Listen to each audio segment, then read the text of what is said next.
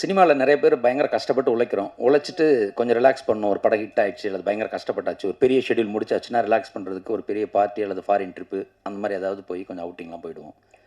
ஆனால் ஒருத்தர் வந்து பயங்கர கஷ்டப்படுவார் சினிமாவில்.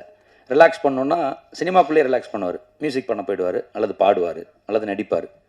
அப்படி முழு நேரமும் சினிமாவே நினச்சிக்கிட்டு சினிமாவை தவிர இது வரைக்கும் வாழ்க்கைங்க சார். எங்கிட்ட இல்லை, யாருக்கிட்டையுமே எங்களுக்கு தெரிஞ்ச விஷயத்தில் சினிமாவை தவிர பேச மாட்டார். சினிமா உலக சினிமா பேசுவார், அதை எடுக்கிற சினிமா பேசுவார். சினிமா சினிமா சினிமா கிட்டத்தட்ட சினிமா மீதே மிகப்பெரிய பைத்தியம் கொண்டவர். சினிமா பைத்தியம்னே சொல்லுவாங்க அவர். அவர் சினிமாவை தவிர எதுவுமே தெரியாதுன்னே சொல்லுவேன். யாரா அது ஜெயிச்சதுன்னு அந்த எலெக்ஷனில் என்ன நடக்குது அப்படின்னு மாதிரி அவருக்கு வந்து சினிமானா எது கேட்டாலும் ஃபிங்கர் டிப்பில் வச்சுருப்பார். அது அவரோட பாக்கியம். இன்னொன்று வந்து அவரை பற்றி சொல்லணும்னா ஒரு கம்ப்ளீட் ஆக்டர், அவ்வளோதான். நான் பார்த்த வியப்பேன் ஸ்பாட்டில்.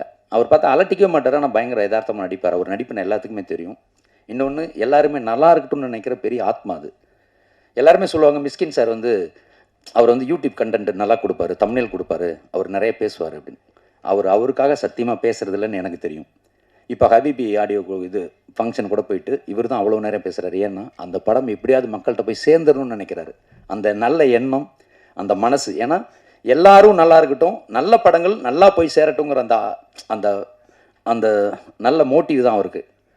அப்படி இன்னைக்கு நமக்கு கண்டென்ட் கிங்காக வந்திருக்கிற மிஸ்கின் ஐயாவை பேச அழைக்கிறேன். நன்றி.